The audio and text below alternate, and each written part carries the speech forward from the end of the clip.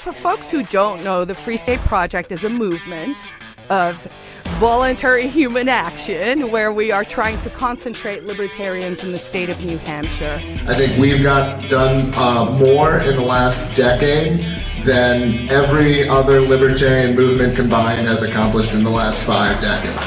Are my friends and my neighbors who are willing to stand against tyranny, make their voices heard, and have a goddamn impact. I have a problem with too many people are afraid to say what they believe in, let alone actually do something about it. If you're afraid to stand outside the TSA line and piss off 97% of people who are waiting to just take the farm builder up their ass in 5 seconds, then you're probably not ever going to make the change. Free State Project, again, it's 1% of the Free State movement. I am a friend of the Free State Project. And would you encourage people to check it out? Absolutely. Check it out. Find out. If you like it, join and continue the effort.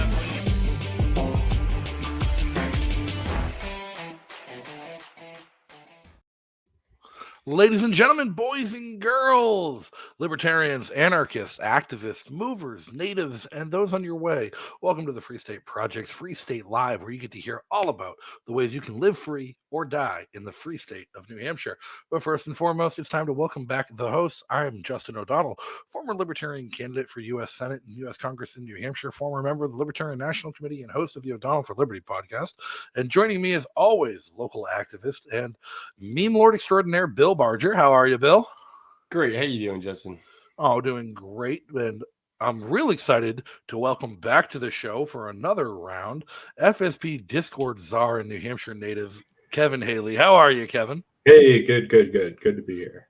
Awesome. And joining us this week, our special guest, Grassroots Engagement Coordinator from Americans for Prosperity, New Hampshire, Chris Maidment. Chris, thanks for joining. How are you? Yeah, thanks for having me, guys. Great to be here. It's great to have you. I like your background. It's hilarious. But so it's been mentioned before that the Free State Project is only about 1% of the Free State movement, and the movement that makes the state more free and empowers people to act towards promoting their own liberty, not the project or the organization itself. It's really the liberty movement as a whole. And one of the most beautiful things about New Hampshire is the decentralized and crazily, absurdly decentralized nature of our liberty movement, where we have thousands of people working on hundreds of different projects with dozens of different organizations to try and promote liberty, expand liberty, and grow and protect freedom here in New Hampshire. And last week, we started off this kind of like series I want to do where we had somebody from Women's Defense League come on and talk about how they're promoting and expanding liberty in their own unique way as one of the decentralized components. And this week, I asked Chris to come on to tell us about how his organization, Americans for Prosperity, is taking things a little bit differently and a little bit different approach, but still working to protect and expand freedom and liberty in the state of New Hampshire. Now, our quick disclaimer: the Free State Project is a 501c3 charitable nonprofit that does not specifically endorse or support any legislation or candidates for public office, and any information presented in this episode or opinions of the hosts is specifically for educational and informational purposes only. Chris, however, is not bound by those same rules. So. No, not the same rules, but we are a 501c4. So still a nonprofit. We work in the political advocacy sphere. So we do take positions on specific legislation. We do back certain candidates for office. We do all those things. So that's the slight difference between a C4 and a C3. Glad I'm not bound by the C3 rules all the time. It gets compliance, of course, is very important, especially if you want to keep your C3 or C4 status. So. Right, and your organization, Americans for Prosperity, how long have you been there, and kind of what is the premise of that whole organization? Yeah, so I noticed during the intro, Ron Paul, of course, right, endorsing the Free State Project, which was a great plug, and I always forget about that video until I see it, and then I'm like, oh yeah, that's great. So Americans for Prosperity was born when a different group split into two. And so that was Citizens for a Sound Economy. And the first president of Citizens for a Sound Economy was Ron Paul. So when they split, it was back in 2004, they split into Americans for Prosperity and Freedom Works. And the two differentiating factors was that, they had been a think tank. They put out a ton of white papers, a lot of great policy positions. And somebody said to them, hey, you guys have this think tank, which is great. but you need a do tank. You need somebody to go do the stuff. And that's how Americans for Prosperity was born. So we're in the state at the state level. We have 35 state chapters. Of course, I'm with the New Hampshire chapter, but we're the do tank. We're the boots on the ground working to enact these policies. I joined officially a year ago in March. Before that, I had been an activist with them for 4 years. So 5 years altogether, just about. Now, I've always been really critical of think tanks. I think think tanks are one of the biggest wastes of any political movement because it's a whole lot of people sitting around thinking and not actually doing, as you said, and nothing ever gets accomplished. We look at things like the Libertarian Policy Institute or Cato or any of these think tanks that just kind of like, they don't even stay truly principled to their thinking half the time. They just go with whatever's popular and try and sell a watered down version of liberty to the DC elite. But the do tanks, that's a great way to put it. I've never heard the word do tanks before, and I'm going to use that to talk about the FSP from now on. That's a great word. Like, you actually get out and do it. Now, your job title, you're the Director of Grassroots Engagement. What is that? Yeah. Well, it seems self-explanatory a little bit, right? But of course, the term grassroots has been co-opted by so many things. When they say grassroots, it's really grass tops or it's astroturf or whatever. My job is to make sure that we're not grass tops or astroturf. It's, we have a year-round presence in New Hampshire. You think about a lot of political movements, and they show up at election season. They're around for 6 to 12 months. They get everybody active, and then they're gone.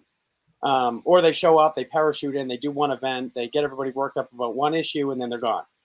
So our approach, and my job specifically, is to make sure that we have this year-round presence, and we're building relationships with people. We're not just, it's not transactional in nature.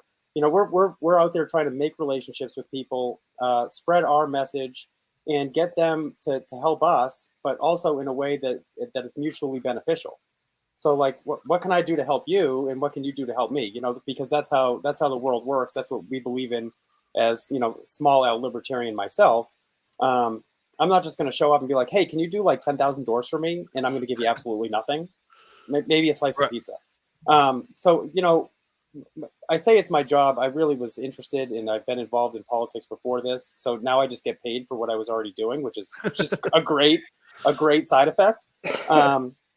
But no, I mean, so that the basic gist of it is I'm just out trying to build relationships with people that believe in our mission, and trying to advance what we're trying to do while helping them out along the way.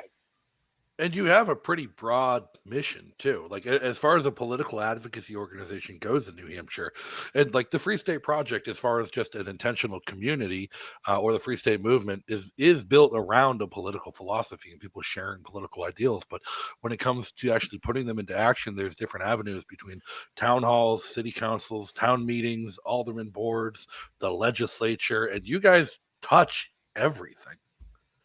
Yeah, kind of. I mean, we heavily focused on state level policy, right? Right. That's the core of our mission is state level policy, which plays in well with the Free State. When you pledge to move here, if I remember correctly, there's one of the lines says I pledge to exert my maximum practical effort, which everyone has a different everyone has a different maximum, right? But I'm here to help people exert their maximum practical effort. I can if you wanted to spend 100 hours a week doing policy stuff or electoral stuff, I can help you do that. If you want to spend 1 hour a week or half an hour a week. And another cool thing about what we do is we offer a lot of trainings, which to your point, that's how we touch those local races. That's how we touch the school boards and the budget committees and the select boards. And really, that's how we build these different movements of millions of people, is by arming people with the tools that they need to be successful outside of any organization, right? To go out and build their own movement and say Goffstown. I know Richard Manzo, he's been the budget committee there before. I think he might have served in some other capacity also. So we arm people, like Richard, I don't know if Richard's taken our trainings or not, but if somebody like Richard wanted to take a more proactive role in their local community, we can give them the tools that they need to be successful in that realm. So that's how we kind of reach our influence, is just by providing extra training. We have trainers come in nationally all the time and just and teach like rooms full of people that are very motivated to achieve liberty or different movements in their community. What kind of skills are they teaching? Well, it depends. What are you looking for? Well, I guess I was going to say, how do you get people engaged and keep them engaged in that type of thing? Like reading bills and sitting through that legislative process on the state level, it wouldn't keep me going. Maybe there's a bill that's specific that I would be interested in working on, but beyond that, I'm interested to hear how you keep people going or engaged through that process.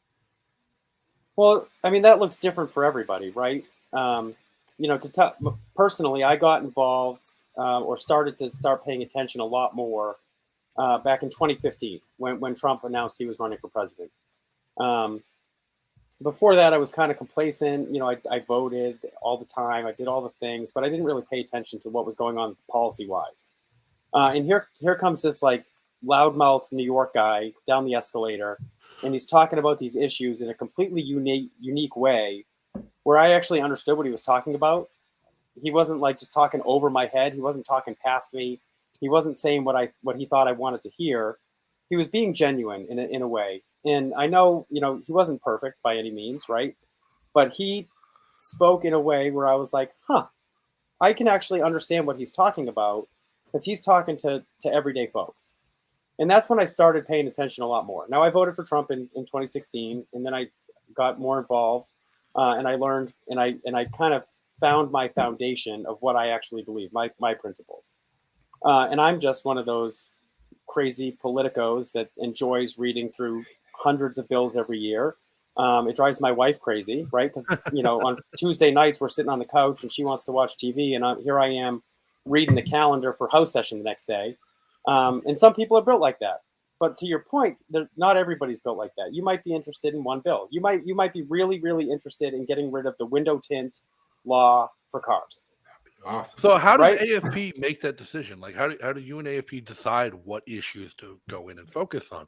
Because I've testified on a lot of bills. There's been a lot of things in Concord and at the State House that have really caught my attention. Some that I've written, some that I've been involved in the lobbying on as just an individual or with the Libertarian Party. And it seems almost sporadic when somebody from AFP shows up, when somebody from any organization shows up on bills you would think they would care about. And I just remember a few weeks ago, I went to go testify on a bill that I wrote that a state rep submitted for me. And I was shocked because the only other person signed up to testify in favor of it was Greg Moore of AFP. And I'm like, I didn't even know this was on your radar. I was actually hoping this flew under everyone's radar. And then it caused a scene when the Democrats got mad that AFP was there. So typically we look at policy through the lens of bills that are going to enact the most benefit for the most amount of people. So like education freedom accounts. I mean, that one's obvious, right? You're giving a ton of benefit to a ton of people. Tax cuts, another really obvious one. If it's going to help a ton of people, cutting the business enterprise and the business profits tax, I mean, that's always right in our wheelhouse because everybody benefits from that tax cut. So typically that's the lens we look through. Sometimes there's other factors that play into that. And then of course the bills that we oppose are also fun, right? Because like, hey, here's this bill that's going to undo everything we just did. Like those are really good to oppose on a number of levels. One, we want to stop bad policy. But from my perspective, when you're opposing bad policy, sometimes that's the easiest way to get people fired up and engaged. Like, hey, they want to raise your taxes $10,000 a year. Well, now you're paying attention because that's coming right out of your wallet. It's coming right out of your bank account. It's going to affect you and your family directly. So the opposed bills, sometimes I'm a little biased. Opposing bad policy can be a little bit more fun from time to time. But pushing through a policy that's going to help all of New Hampshire on a broad basis is certainly just as much fun. Yeah, and I remember there's been bills like I thought my bill was great. It was to deregulate health insurance and create more health insurance options in the state of New Hampshire. 3 of us showed up to testify in favor and 4 people showed up to testify against. But that one time a few years ago when the Democrats tried to sneak an income tax into the budget, thousands of people showed up to testify against it. Yeah, and you're talking about SB1 from a couple of years ago. It was that family medical leave insurance bill. It was a mandatory insurance that took 0.5% of your pay. So it was a payroll / income tax, and everybody got worked up about that, which was great. But Kevin, back to your point, how do you keep people engaged? Well, I mean, sometimes you can't, right? Because everybody has different experiences, different commitments, different families, different schedules, right? So a lot of people work a lot. They have families, they have sports. On Saturday, they go to soccer practice with the kids, and they really don't have time to do a ton of activism in their schedule. But when the right issue comes up, maybe it's window tint, maybe it's car inspections, maybe it's the FMLI bill that's going to take money out of their pocket. Well, you seize on those opportunities and you get them involved and you build that relationship with them so that, and you don't always have to be like asking people like, hey, can you read 10,000 bills today? Because we have like session and none of them have been reviewed. But you can say, hey, listen, we're just having a get together. We're going to talk about the Export-Import Bank at the federal level. We're going to give you a free beer. We just want you to sit there and listen to this policy talk. And then at the end of it, we're going to ask you maybe to send a letter to Senator Hassan or Senator Shaheen or whoever the target may be. So you come, you get free dinner, you get a free beer. We're not asking anything from you except you click this link and you send them a letter. Sure. Yeah, well, that was another thing I was going to ask is like incentives or things like that help like promote engagement. Like for me, like we can sell things like, you come to a movers party, like there's usually pizza and beer and those types of little things that get you up off the couch maybe and come out. But pre-state events tend to be more fun oriented than bill reading related in nature. So it's just, it was a curious thing. I was wondering, like, I didn't quite see anything when I was checking out all the AFP stuff. So definitely an interesting one there. In terms of like getting together, I was kind of having that same idea in my head of that's how it came together in a group and went from there. Now, AFP has this terrible reputation nationally. I think they refer to it as the head of the coctopus, is how the left likes to call AFP. And like I've taken issues myself with AFP's national organization, with some of the stuff they put out and the policy they put out nationally. But I used to try and tell people, I'm like, nah, AFP New Hampshire just seems to be different. Well, what kind of autonomy is there actually for the state chapter? So, I mean, you'd have to ask Greg about that one, right? Yeah. I can't comment on how much autonomy he does or doesn't have, but I think there's a lot. We tend to have a lot more opportunity to seize upon good moments, right? Due in large part to free staters, to the policy majorities that we've built in the legislature, to the relationships that we've built with these legislators over time, and to the overall alignment with our vision in the legislatures and even in the governor's office to a large degree. So we get a lot more opportunity to accomplish big, lofty goals. In other states, I mean, we have a chapter in New Jersey. We have a chapter in Illinois. They don't get the same kind of opportunities that we have. Right. They in Illinois, if you go out proposing the stuff that we accomplish in New Hampshire, they're going to get run out on a rail. And at the federal level, it's the same type of thing, right? I mean, you look at the makeup of Congress and you look at who's in the president's office. The same opportunities just don't exist there, and so it's kind of about. Have you guys heard of Overton's window? Yes. Yeah. So in New Hampshire, yeah, exactly. And there's a lot of people that exist to move it, and then there's people that exist to seize on the opportunities that the people that are moving it create. So if Overton's window moves a little bit to the right on a certain issue, let's say it's education, well, people, like our organization, we're ready to seize on that vacuum and enact policy that's now possible that wasn't possible before. So at the federal level, that same dynamic doesn't exist. So a lot of time we're opposing bad policy, or we're trying to push through a Supreme Court justice like Gorsuch. And we don't do a ton at the federal level here in New Hampshire. We have national staff that focuses on that, but every once in a while, like this past summer, we spent a lot of time opposing that Build Back Better plan, right? The Build Back Broke plan, 1.9 trillion or however many $1 trillion they wanted to print on top of what was already printed. And thankfully, the senator in West Virginia, Joe Manchin, joined forces, not necessarily with us per se, but joined the cause to stop that bad policy. I mean, I can only imagine what inflation would look like today had that gone through. But nationwide, we sent 2.5 million letters. Our activists, the people on the boot, the group, the grassroots people. So people like yourselves and your family and your cousins and your uncles were sending letters to their lawmakers. And I'll tell you, if you sent a letter to, if you by yourself sent a letter to Senator Hassan, for example, well, she's going to ignore it. But if that office starts getting 1,000 emails a day on a certain policy, her staff is letting her know, like, hey, we're getting a lot of flack on this one. Maybe like tone it down a little bit. Right. So those, I mean, it's different opportunities in different states. It's different opportunities at the federal level, and it's seizing on opportunities wherever we can. So policy positions we've taken at the federal level, I don't agree with everything my organization takes a position on. I don't agree with everything they don't take a position on. But that's, I mean, it's the nature of the beast, right? You take the wins that you can get, and then you try to build on that to achieve more victory down the road. Now, you guys are currently running a letter campaign to state legislators in New Hampshire right now, or is it the executive council? I don't know. I actually haven't looked at it all that close, other than the issue regarding this crazy nonsense idea of building a commuter rail from Boston to Concord. Yes. So this has been a pipe dream for certain people in New Hampshire for a very long time. As I think everybody on this kid, they've been talking about doing this. They tried it, I think, in the 70s for like a year or two, and it didn't work. Nobody wrote it, so they stopped. They tried it again in the 80s, and nobody wrote it, so they stopped.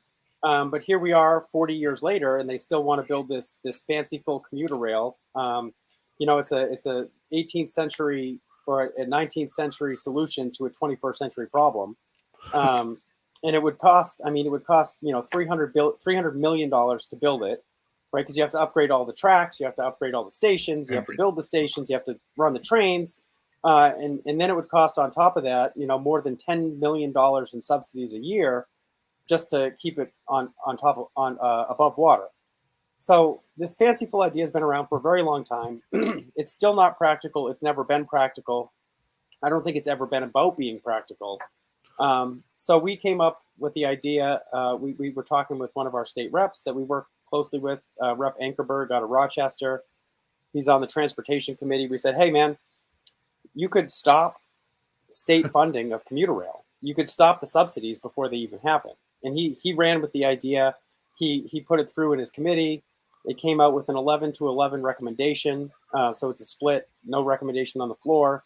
But that's coming up sometime this week. So our letter campaign, as you mentioned, we're reaching out to people to try to inform them, first of all, like, hey, they want to build this commuter rail. It's going to cost your property tax dollars, or it's going to take an income tax, or it's going to take a sales tax. Like, something has to give in order to fund this thing. So you can send this quick letter to your legislator. And so you're someone that lives in their district, you're reaching out to them, and they'll know that you live in their district. And that's, of course, the most effective, right? When you're hearing from the people that vote for you, you tend to pay a little bit more attention than, if I was emailing a state rep in Manchester, I live in Peterborough, they're going to be like, well, why do I need to listen to Peterborough guy? To your point, we're just reaching out to folks, trying to inform them of what's going on. And we're asking them to send a letter in support of this bill. It's House Bill 1432, to say, hey, don't go spending our taxpayer dollars on this boondoggle. Now, what's the selling point for it? Like, what do they make as the argument in favor of the commuter rail that you have to kind of combat and work against? Because I like to, when I oppose something, try and make the best case argument I can for it before deconstructing it. And I can think of a lot of positives to come out of having a commuter rail to Boston. I mean, I, for one, would love to just pay $8 to take a train into Boston instead of driving an hour. Yeah, I mean, it sounds great. Like, I like trains. I used to ride on trains as a kid all the time, right? I would take the Downeaster from Haverhill, Mass, up to Portland, where my dad would pick me up when I was, going to see my family. The problem is, first of all, so to your point, Justin, the arguments in favor of it, they say it's an economic boon. Like, oh, well, people will come up to Manchester. Well, that's not the way it's going to work. I mean, I think we all know that. People will get on in Manchester and Right. they'll go down to Boston. People will pay for it in Manchester. Yeah, well, all right, so fine. They're paying for it and they're riding it. They claim it'll create a certain number of jobs. They claim it will create a certain number of economic benefit. But really, the number one argument is that people like trains. And then every once in a while you hear that, well, it will reduce traffic on Route 3. There's no traffic on Route 3. Not since they widened it. I mean, I've driven Route 3 further down into Massachusetts in the morning, and you get stuck in like Woburn, like the Woburn area. You get stuck in a few places, but they widened it. It's not that big of a deal anymore. Well, the thing is, all the places you get stuck, if you're actually commuting from New Hampshire into Boston for work or for whatever reason, anywhere you're going to get struck where traffic starts to pile up on Route 3 or on 95 happens to be a place where you can just get off the highway and hop on the subway right into Boston from there anyways. Yes. Yeah, for the most part. Yeah. So, and that's when I used to go to Boston. I haven't gone there in a couple of years. I'm sure you can guess why. Yeah.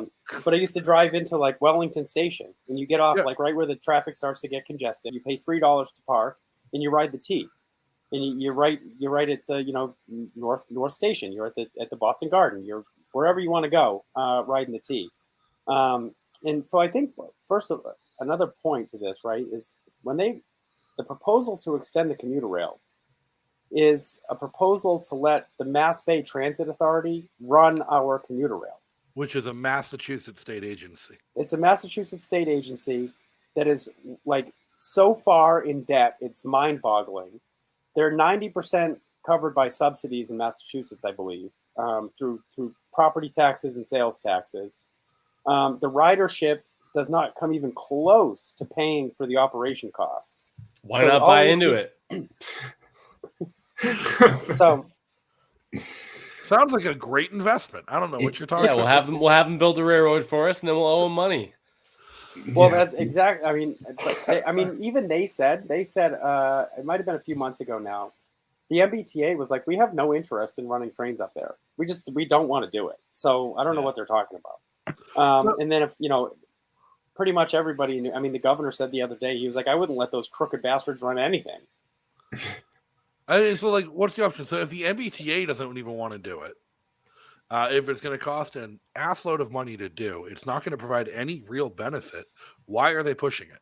Like, at this point, what's left to push? Because it seems like the key here is the MBTA doesn't want to do it. If you don't have buy-in from the people you need to run the trains, how can you keep pushing a train project? You're asking the wrong guy.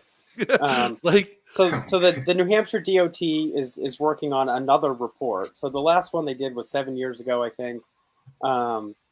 They're working on another one, so that should come out early next year, I've been told. And it's going to outline exactly what it will cost, exactly how much it'll cost every year, how this partnership will work with the MBTA. All of that's supposed to be outlined in this report. So we'll see what their plan is. Well, I think my real question here is not so much is this something the DOT is pushing, is so much like, is this maybe to the root of the political culture right here? Like the actual thing AFP is coming up against. Is this just idiots in the state house who are unwilling to accept that reality and keep pushing it? Because there seems to be a culture in our state house in New Hampshire, and I think it's a byproduct of the fact that the legislature is largely unpaid and is basically a volunteer full-time job, that the majority of the people who end up running for office tend to be either really old or really young and have that free time to do it, and are either just nostalgic and completely ignorant about the reality of the situation, or really young and like optimistic about government doing a thing. And like, is this a culture problem with the state reps, or is it like the DOT thinking it's a good idea? I think they like trains. Yeah, I mean, it could be some of all of that. Yeah. So I mean, there are. I mean, the DOT that seems to support a commuter rail idea for some reason. And there are, to your point, a bunch of reps, and a lot of reps end up running for like one issue, right? Right. So we saw this a lot with COVID. we had the Rebuild New Hampshire came out, and a ton of reps ran just against COVID lockdowns. That was their one mission in life. And then, of course, you get to the State House, you're under the dome, and you have 1,000 other policy ideas to deal with. So a lot of people do go in kind of woefully unprepared. But I would say it's probably they're just misinformed about the reality of the situation. And that could be a number of causes. That could be, Amtrak and the DOT coming out saying how great this train could be, like how awesome. And then, Biden and Representative Pappas and Representative Custer and Shaheen and Hassan, they're all like, oh, the train is just going to be so wonderful. So it could be a little bit of like gaslighting on that end, right? Like just all sunshine and puppies. And when the reality, go ahead, Bill. No matter how good or bad it is, we all have to pay for it whether we use it or not. They might make a great train that nobody uses and we all have to pay for it. They might make a really garbage train that some people use and we still have to pay for that. And it's like you don't, I don't understand how these giant projects never go like before a referendum or something. Like, why don't you ask the people of Boston and the people of Manchester if they want to build this thing? Well, to a certain degree. So, I mean, your point is right. I mean, you build it. So their thinking is like, oh, you build it, they will come. Well, that's not the reality.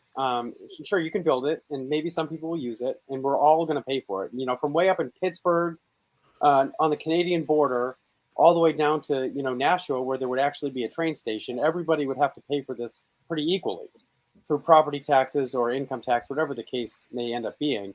I think the difference, the fundamental difference in ideology or the fundamental difference in perspective there is on, center right folks shy away from spending other people's money.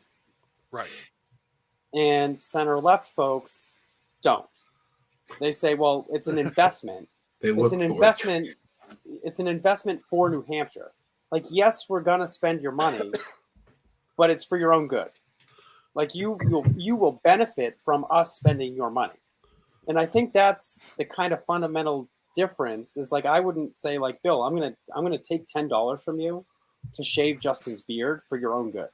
Oh, right. Well, somebody might get hurt in that equation, but that's politics in its own, when it's distilled. Now, do you run into issues in the State House with this kind of like that cultural mindset often where like state reps they run on a single issue and they're wildly ignorant of everything that actually goes into governing in the state, and they run on a single issue and don't get on the committee that has anything to do with that issue, and are then just kind of like left like learning on the fly during a legislative session. And like, how difficult is it to deal with those kind of state reps? And do you think it's a issue for New Hampshire that's like a product of the way our legislature is structured, or do you think it's a benefit that it's truly just normal people writing the laws? So I would say that it's a feature, not a bug. Okay. Because the people that are actually stepping up to run, typically, they're not like these uneducated hillbillies that are like, I want my guns. I mean, you might get that every once in a while, and then they don't last very long. But typically, these people they're very motivated and engaged, and it starts with one issue. But then they get there, and of course, it's a steep learning curve. Like, all right, so you ran because you want to stop mask mandates, and now, all right, you even got on the Health and Human Services Committee. Now you have to write the law and implement it. Like, all right, so you're going from 0 to 60 real fast. And there are a number of trainings around the state. We do training. The 603 Alliance does a ton of training. The NHLA does a ton of training. And there's so many outside groups that are all made up of volunteers, that want to help representatives understand the policy from certain perspectives. So of course, like, we all come at it from a liberty perspective, right? Like small government, individual rights. We're trying to educate reps all the time on the benefits or negatives of a specific policy, because of course we do it right here where it's like 1 or 2 pages of bill on a single subject, and still sometimes you read it and you're like, what are they talking about? They referenced 9 different sections of RSA in here, and I don't know what any of it means. So that's the benefit of having groups like the NHLA AFP, 603 Alliance, all these outside groups that can help you read and understand and educate you on policies from somebody that truly understands it. Another example is like energy policy. Wildly complicated. It's not complicated, sorry, it's complex, because you can't really pull one piece out and have the rest work. So, we're part of RGGI, for example, which is like all of New England. It's the Regional Greenhouse Gas Initiative. We ended up, we rebate that now. So all but $1 of that goes back to you. And it's very complex, right? So energy policy is complex. Healthcare policy is complex because there's a lot of federal strings tied to what we do at the state level. So there's a number of policies that, you could be in there for 10 years and still not really fully grasp the depth of that policy. So I think, in conclusion, right, it's like it's a great benefit that normal people run for office here. They're volunteers. They get $100 a year before taxes, before their license plate, before their name tag. So really, they get nothing. It's a citizen legislature. But that's what our founders have free tolls too. Yeah. And you can't get pulled over on your way to or from session. So, hey, if you want to go to Tandy's for a couple drinks after, it's probably your safest time. That is just disclaimer. I'm not encouraging drunk driving. Not saying it doesn't happen. Yeah. So the benefit of having the citizen legislature, first of all, it's the way our founders intended it to be, right? Like, you get a farmer, you get a doctor, you get a lawyer, you get a carpenter, you get a plumber, and you get a dog breeder. Well, there's from such vast different backgrounds that you're getting a ton of point of views and a ton of perspective and a ton of experience all in the same room to discuss the impacts of certain bills. So, I know, all of those professions that I just listed, I know one of each of those in the State House. There's a dance teacher, there's a music teacher, there's a driver's ed teacher. So when you get in the room and you start hashing out policy, you get somebody that ran on ending mask mandates and vaccine mandates, and they put in this bill that undoes that bans vaccines by accident, right? Yeah. And they're like, yeah, we're just going to ban vaccines in their entirety. Hep C, no big deal. And then the doctor's like, excuse me, hi, I'm a doctor. I have some input on this one. Maybe we can change it a little bit so that it does what you want it to do without kneecapping the entire medical industry, right? So that's the benefit of having this citizen legislature is all these different perspectives. Whereas, down in DC, you got an awful lot of lawyers, you got an awful lot of veterans, and you got an awful lot of doctors, and that's kind of it. Well, I think that's actually another problem. They aren't even the ones writing the bills. And this is something I have an issue with in the New Hampshire State House and how it's structured, is most of the bills that reps submit and sponsor, they don't actually write themselves. And I've seen bills that were submitted where the reps who were the prime sponsor didn't actually understand what the bill did, because they went to OLS with an idea and the lawyers gave them something and they didn't know how to read it to see that the lawyers kind of inserted their own agenda into the bill. So that does happen, typically to freshman reps. Yeah. So OLS, for those not into legally State House lingo, is the Office of Legislative Services. So a state rep has an idea for a bill, and there's a 10-day period to file your bills. So they go to OLS and they say, I want a bill that bans funding for trains, for example. And the lawyers at OLS, their job is to draft that into legislation.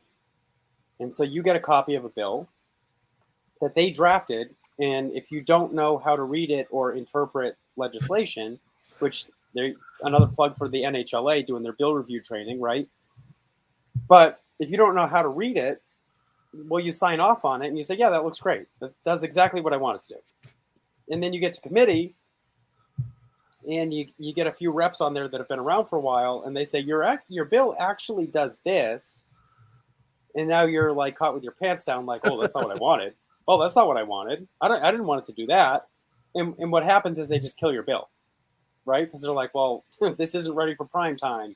or things like that, right? Like we don't have the time to put an amendment in to fix this and things of that nature. So it can be tough, right? Like, because if you don't know what you're looking for, you could put in a bill that does something the opposite of what you intended.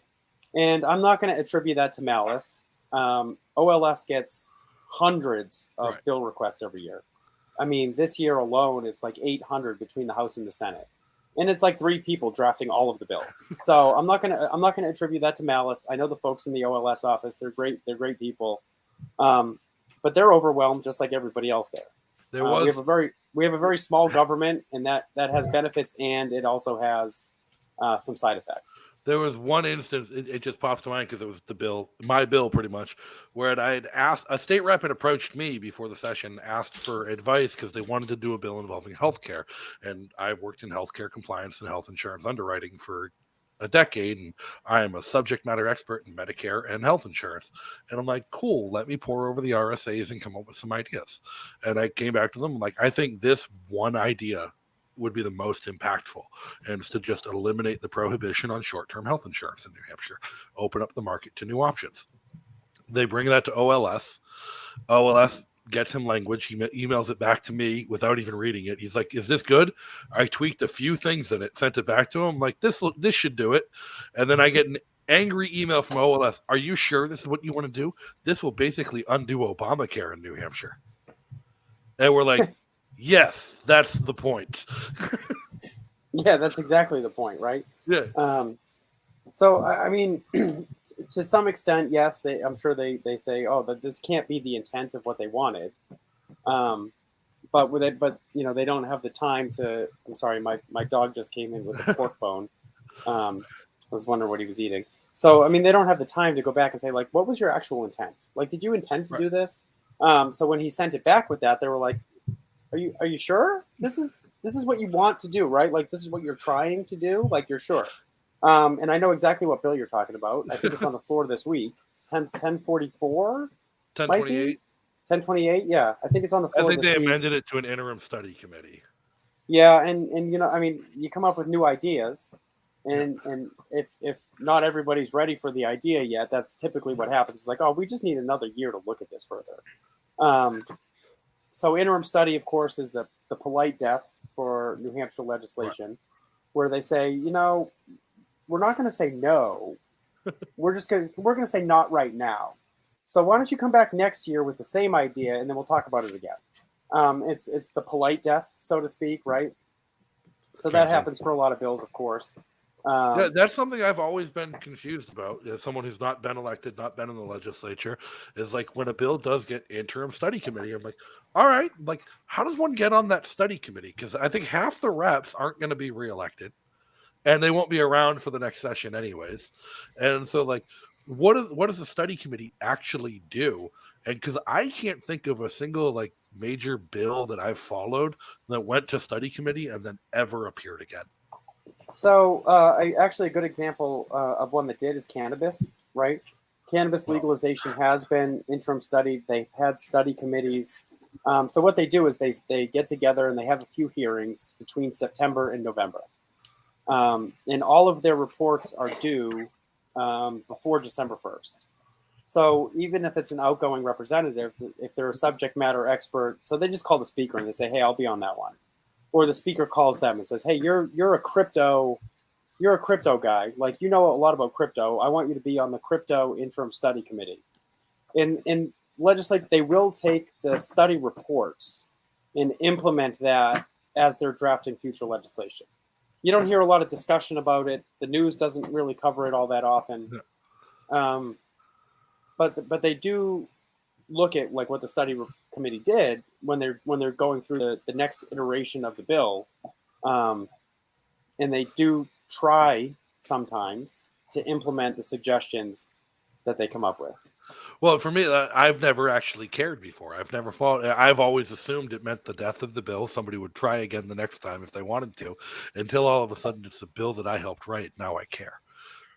So it's interesting to know, and I'll be curious to see how that actually plays out, because I don't know who would be the subject matter experts in the House that would be on a committee about health insurance other than maybe Jess Edwards.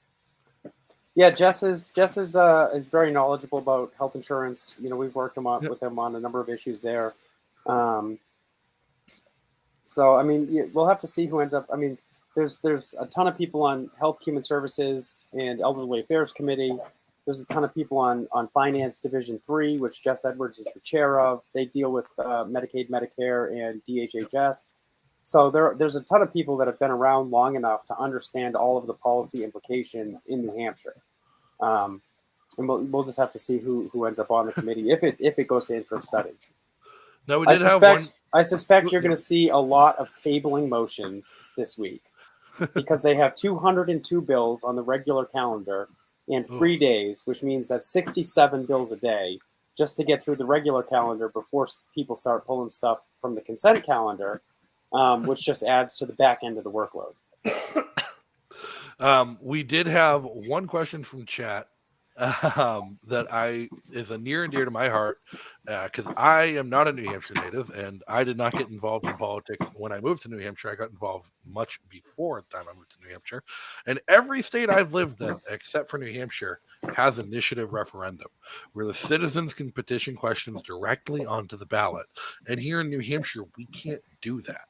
And like the legislature acts as kind of like a stopgap where things just do go to die sometimes. And that we've seen this hold back things like marijuana legalization, which passed everywhere else in the country by ballot while the New Hampshire legislature kept killing it, or ranked choice voting, which is passing in other states by ballot initiative while the legislatures keep trying to put it off and not touch it. Do you think a constitutional amendment that would allow initiative referendum in New Hampshire would be a good thing or a bad thing? And like, what are the pros and cons in your mind as someone who deals with the politics of people every day? Well, I guess I would just ask you a question, right? Do you want to be a democracy or do you want to be a representative republic? I don't think we're either right now, so I don't know. And should that maybe some kind of blend of both? Maybe some things, like I look at Maine. Maine has what I think is one of the most unique initiative referendum processes in the world, with the citizen veto, where the representative republic can go do things with the state house and then the citizens can say, oh, no, you didn't, and just do a referendum to veto any action of the state legislature. So I would support referendums that veto the state legislature. I would not support referendums that bind the state legislature to do things. And the reason being is because then you get into the tyranny of the majority, right? You get into mob rule, like direct mob rule. 51% of people in the state say, I mean, I don't know, pick an issue that we won't like, right? Cannabis is a good example of something we would like. Like, sure, we all want legal cannabis, great. Like, but I mean, there's a right way to do it and there's a wrong way to do it. And I think ballot initiatives, on their face, they sound good, right? Like, well, the people will only vote for good policy. That has been proven to not be true over and over and over again. Unfortunately, people will vote for bad policy on emotion. People will vote for bad politicians on emotion. People will vote for like things that are not in their best interest on emotion, right? I mean, imagine if we had, if we started going into a little bit of a recession here and state revenues started to slip. Well, all right, now here's a ballot initiative to raise taxes. Well, that's not going to help the recession. It's not going to help the state revenues in the long run, but people would vote for it on emotion because they would say, "Oh, look at our health and human services; they're getting cut, right? Like we're losing services, so we have to vote to increase taxes on rich people. We're going to take 2% wealth taxes. We're going to, I mean, you could pick any number of bad issues that 51% of people would support. And that's what you get with ballot referendums. I think they're a terrible idea. I think if you want policy like cannabis legalization to pass, people need to take a more proactive role in policy. They need to take a more proactive role in candidates, in actual politics, right? Like you have to get involved in elections and vote for candidates that not only align with your vision, but can win. You know, sure. not to stab the big L libertarians too bad in the back. But if you want to make policy, you have to have a seat at the table. And to have a seat at the table, you have to win your election. I think there might be some kind of a middle ground, like on referendums, where it does make sense, because I look at different states and how they implement them differently, and they get wildly differing results. Like you get like Florida and California, where it's insanely super easy to put a question on the ballot and campaign for it right away. Like it takes only a couple months to do the petition drive and get the question on the ballot, and it's there at the next election. And then you end up with like the Article 10 of the Florida Constitution is like 37 different parts, and it includes like when you're allowed to feed alligators and how malpractice insurance must be done for doctors in the same part. Like it's nonsense. And you look at California that has 100 ballot questions every election and that are all over the place and people don't know what they are. But then I look at like Massachusetts, where in order to get something on the ballot in Massachusetts, it's like a 4.5 to 6 year process. You have to go through multiple stages of getting it approved by the courts that it is constitutional, and then 10,000 petitions to get it back to the Supreme Court that says, yes, it's constitutional, and then another 50,000 petition signatures to get it on the next ballot. And it costs hundreds of thousands of dollars, and it takes multiple years. And every ballot measure that I've ever seen pass in Massachusetts has been an incredibly pro-liberty ballot measure, like legalizing cannabis or sentencing reform, eliminating mandatory minimum sentences, putting term limits on certain statewide offices, and doing stuff like that. And I remember one time there was a ballot measure in Massachusetts to abolish the income tax, and in a state of 4 million people, it lost by 110 votes. Like, came that close. Like, I think if it's a difficult enough process where there's enough of a time frame where you can't do reactionary stuff like, oh no, there was a school shooting, let's get gun control on the ballot tomorrow. And I think that's something that's unique about the New Hampshire legislature is you can't submit bills in the middle of the session. Yeah, I mean, to your point, well, first of all, you can introduce bills in the middle of a session. You just have to suspend the rules to do it. But I mean, the system was designed so that it's incredibly hard to pass laws. That's a feature. That's not a bug. It's a feature. The founders wrote about this in the Federalist Papers and more so in the Anti-Federalist Papers, right? Which, of course, like a lot of people don't know, those were actually a conversation that were happening in the public sphere. But it's supposed to be hard to pass laws for the very reason that, I saw in the comments, Dennis doesn't want his neighbor deciding what he should do. Right. Like, of course, we should absolutely make it as hard as possible to pass laws. Now, if it were harder to pass laws in the first place, cannabis would have never been illegal. But so I mean, I have a problem with ballot referendums. I don't care how you implement them. I mean, we've passed 2 constitutional amendments in 2018. Those were the first that I can remember. We passed 2 constitutional amendments overwhelmingly. One was to protect privacy. It said, granted staters have an inherent right to privacy in their belongings and in their data. That included data. And then I forget that the other one was that all citizens have the right to sue their government just on the basis that the government works for them. And well, Stephen has a good point. Our ideas aren't always popular, but they that's the mission, right? Keep moving Overton's window until our ideas are all popular. So, Bill, you had a question? Yeah. So, and it's really a question that I asked earlier, but the question is, what kind of trainings do you guys give? And is it how to answer a question with a question? I'm totally giving you a hard time here. That is one of the trainings that we give is media training with how to answer a question with a question and how to answer the question that you wanted to answer. But continue the rest of your question. Because we've talked a little bit about like some policy stuff and some like bill review type of stuff. We know like the NHLA, that's their thing, their specialty. And I was wondering, like, do you guys do more like teach people how to read bills or how to knock doors and like make a sell or how to like promote a politician? Is it how to run for office? Like what kind of people, like what kind of interests might align with you if you're somebody who's looking to get involved? Like, oh, is this the organization for me? Like, what kind of stuff do you guys primarily focus on? Maybe it's so broad that that's a bad question. No, great question, and I'm sorry if I glossed over it earlier. No, it's all good. Because I did want to touch on this. So we also have a C3 side of Americans for Prosperity. That's Americans for Prosperity Foundation. And we have an education and training department. And our base training is Grassroots Leadership Academy, which is how I got involved in New Hampshire politics 5 years ago. And it really teaches skills, like base skills, first to help you identify your foundation. Like what are your principles? Like what do you fall back on? We teach what our principles are, but we teach people to identify their principles. Like what do you revert back to when you have a question? And then it's a lot about talking to people, right? Because the number one job in activism is going out and talking to people. So we teach storytelling, which is huge, right? You have to be able to tell your story on a personal level if you're hoping to motivate people to your cause. It's not all, I mean, there's a video in one of the trainings with Arthur Brooks and one of our trainers. And Arthur Brooks says, 10 million people is a statistic. One person is a story.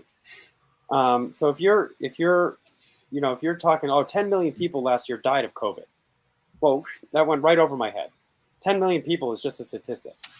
But if you tell me about your grandmother who was, 67 and died alone in the nursing home because of Andrew Cuomo's policies in New York, and you couldn't get in to see her no matter how hard you tried, and this poor woman passed away all by herself in a cold room with fluorescent lighting, and she couldn't say goodbye to her grandkids or her great grandkids. Well, that touches me emotionally, right? Now I know I can connect with that. I can connect with you. So we teach storytelling. We teach digital activism. I think Kevin just pointed it out in the chat there. Digital activism is great for a lot of keyboard warriors like myself.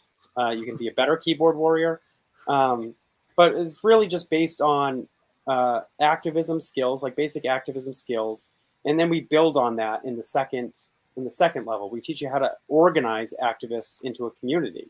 So, all right, you get 10 people that care about the same issue. How do you organize them and point them in the same direction with a common cause and common values?